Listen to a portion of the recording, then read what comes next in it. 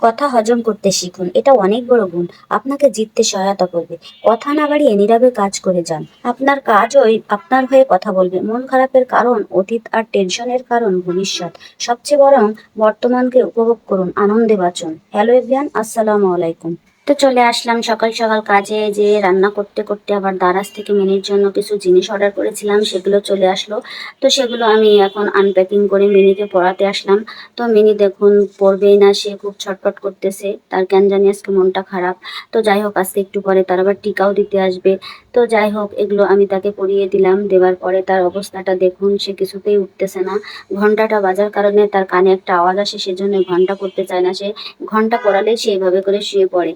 তো আমি তাকে একটু আদর টাদর করে দিয়ে বুঝিয়ে বাজিয়ে দিয়ে তো চলে আসলাম। তার ক্যাট ফুড এনেছি, সেই ক্যাট ফুডটা খাবে কিনা দেখি পরীক্ষা করে। আমি তো ভয়ে ভয়ে ছিলাম যে ক্যাট ফুডটা আসলে সে খায় কিনা, প্রথমেই অর্ডার করেছি।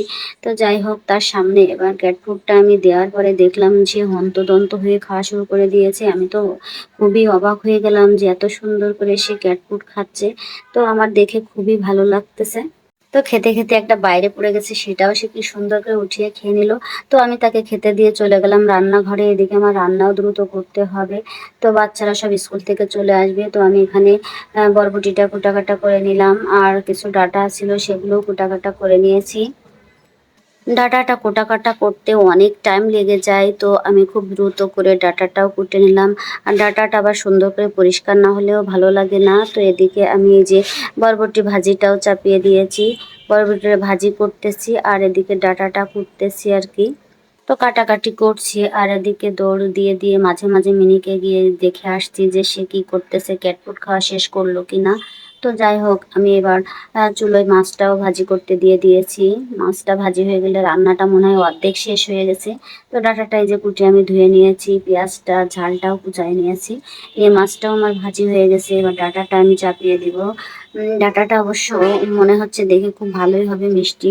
ডাটাটা আসলেই মিষ্টি হয়েছিল। দু একটা ডাঁটা আছে পানির মতো পানসা, সেগুলো খেতে একটুও ভালো লাগে না। কিন্তু যাই হোক, আমার হাজবেন্ডের এই একটা গুণ আছে ভালো, সে ডাঁটাটা খুব সুন্দর করে বেছে শুনে নিয়ে আসতে পারে। যেদিন সে ডাটা নিয়ে আসে সেই ডাটাটা আসলেই খুব মজার হয়। আজকের ভিডিওটি কেমন লাগলো অবশ্যই কমেন্টসে জানাবেন। ভালো লাগলে লাইক কমেন্ট শেয়ার করবেন অবশ্যই। আর যে যেখানে আছেন অবশ্যই ভালো থাকবেন। আল্লাহ হাফেজ।